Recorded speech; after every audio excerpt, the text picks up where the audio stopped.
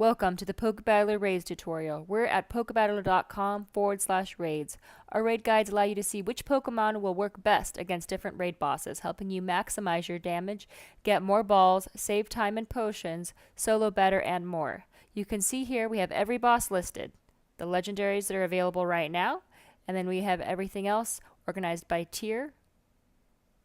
We even have legacy bosses that aren't currently available.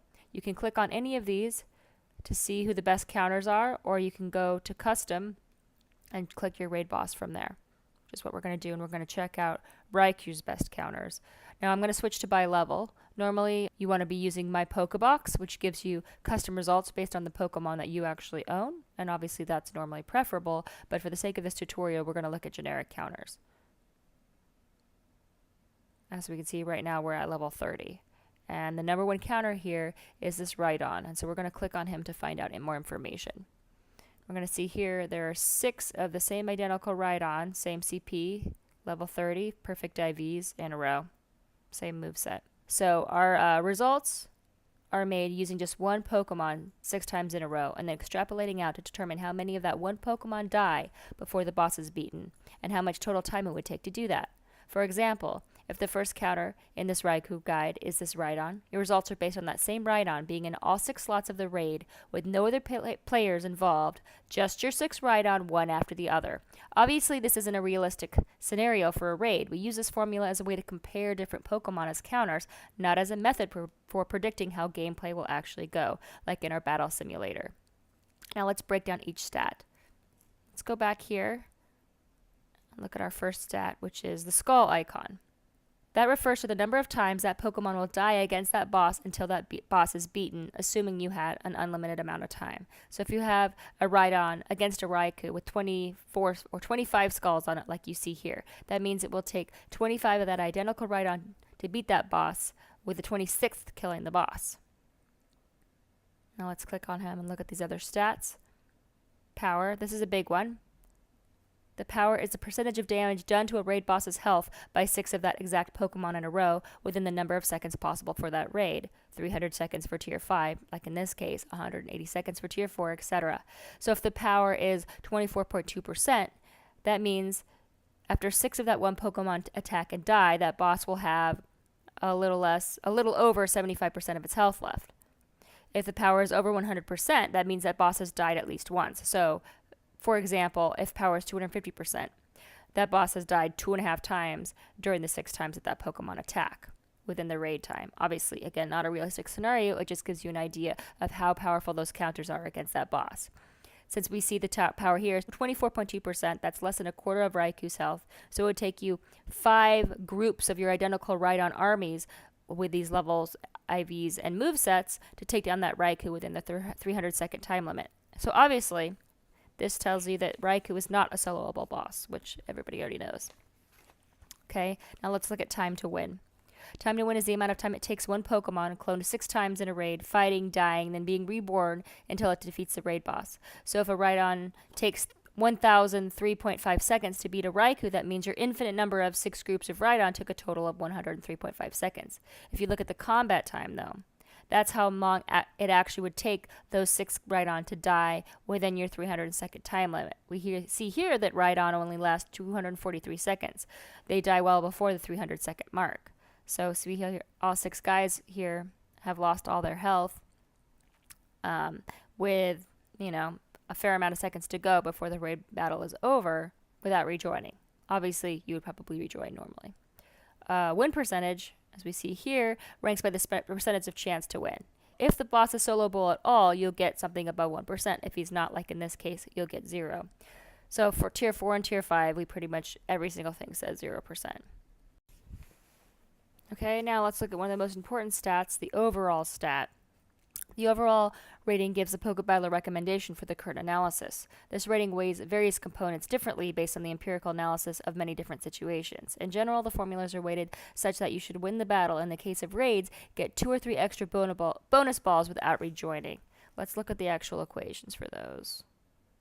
Okay, So here we see they're different depending on which tier raid you have. For tier 1 raids, it's 1/3 power, 2/3 time to win. The time to win goal is 120 seconds, and it's assuming the raid size is 1. In other words, you're soloing.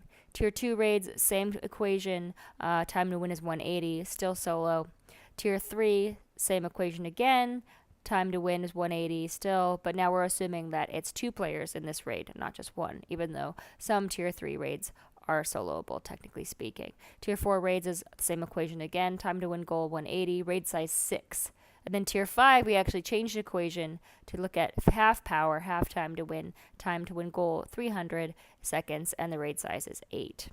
Now let's look at one last stat. The potion stat, which we see right here, helps us figure out how many potions you'll need to make up for the lost health after a battle. We use a basic 20 HP potion as a baseline potion. Revives always heal half your health. So we represent a revive as 5 potions. Let's look at the actual equation we use.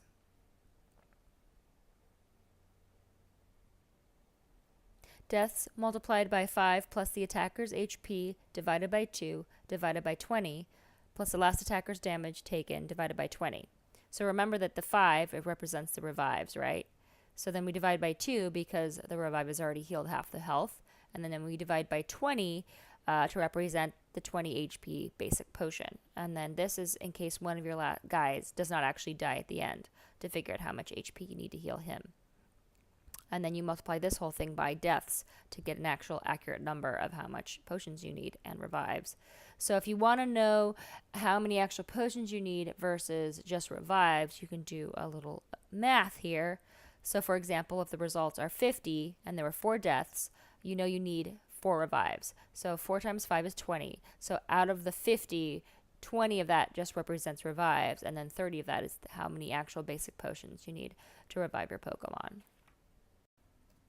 Now let's look at an outlier scenario, a tier 5 Mewtwo.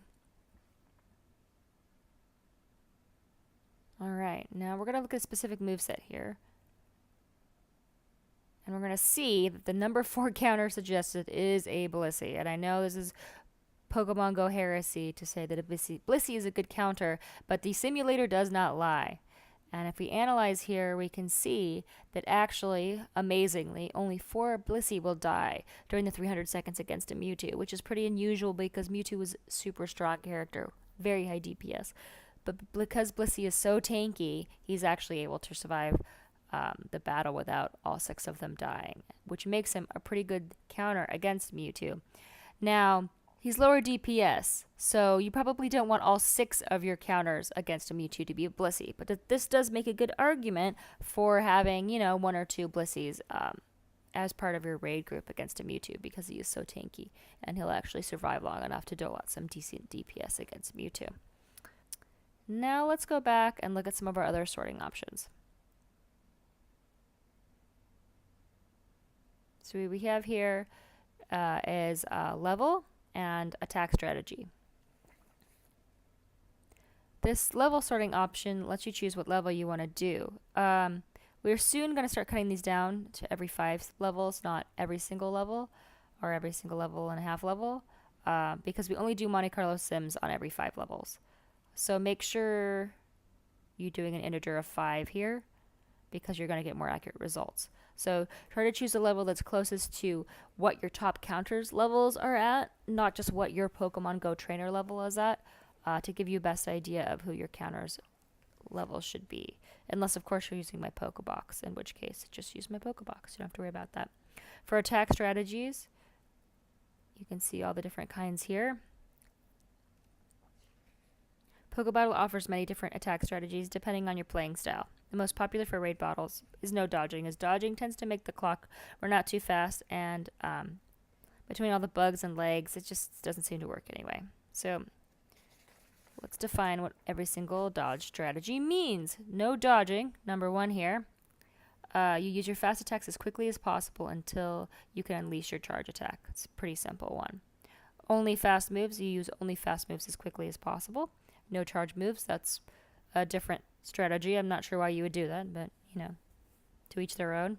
Dodge specials, you use attacks until you can dodge their special. Then you use your charge attack.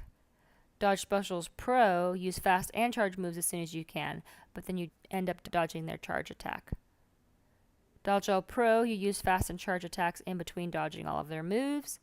Dodge all, you use fast attacks and dodge moves until you can dodge their charge attack, and then you use your charge attack.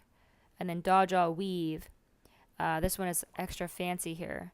This is the scaredy cat of the Pokebattler dodge simulations. Dodge all weave will assume the worst. It will assume that the move will come at the shortest possible delay. Technically speaking, it assumes a defender delay of 1.5 seconds. It wants to guarantee it can dodge next attack. It is something that can be reproduced by real humans.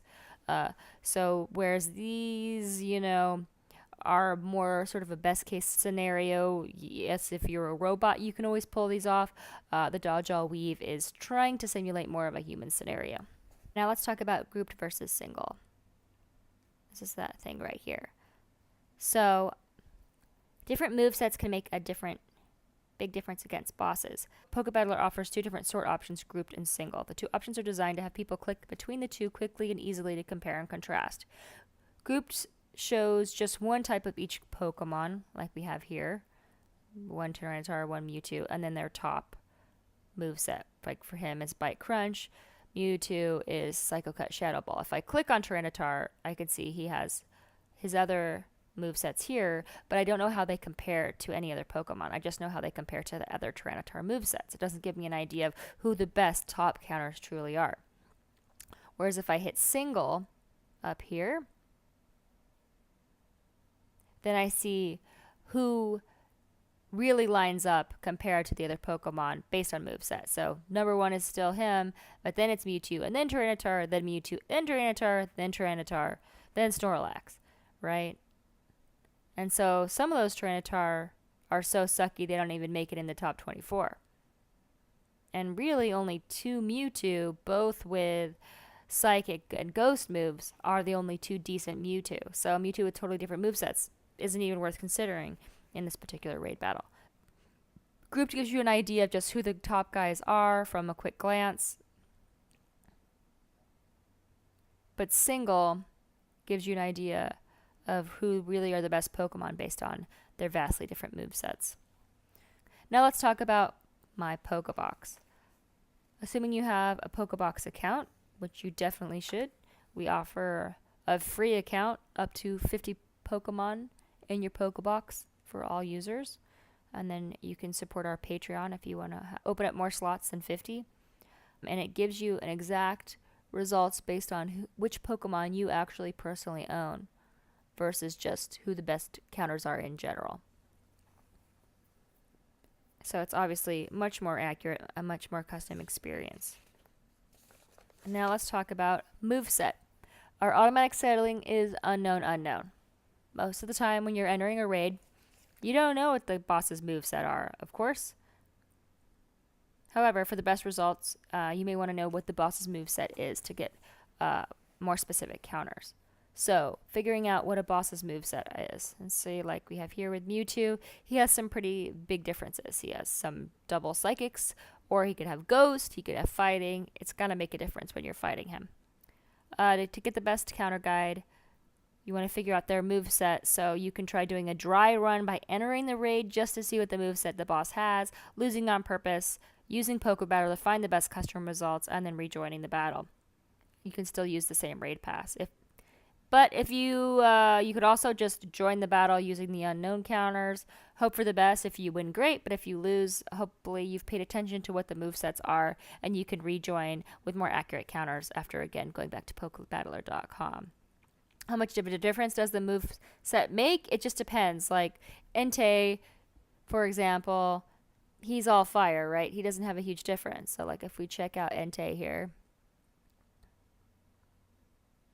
his top counters for unknown are not going to be a huge difference. Like you can see, some things move order here a little bit, but there isn't a huge variation, right? It's a variation on a theme.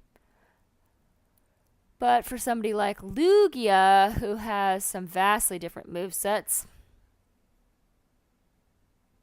you're probably going to get some different results. See there, it's like, oh, 1,000,000 Tyrannotars. It's going to make a big difference. So, it just depends on the scenario. It depends on how close you are to whether or not you're beating a boss to see whether or not that's worth it. How to figure out which move a boss has. You need to pay attention. Special moves are announced as long as they are not hidden by the effectiveness text. For quick moves, look at how much damage they are dealing and how long it takes between moves. And for the animations, which vary between each move type. It may help to look at our Pokedex here to see the different move types. So let's say for Mewtwo, we're going to see that even though both his quick moves are psychic, they vary vastly in the amount of time they take. So Psycho Cut's 0.6 seconds, but Confusion's 1.6 seconds. So it takes a lot longer. So that's something to pay attention to give you an idea of what his moves actually are. And that's all she wrote for today's tutorial. Thanks so much for being a fan of Pokebattler.com. And we hope you have a great day. And we hope you have all the tools you need to go kick some raid boss butt.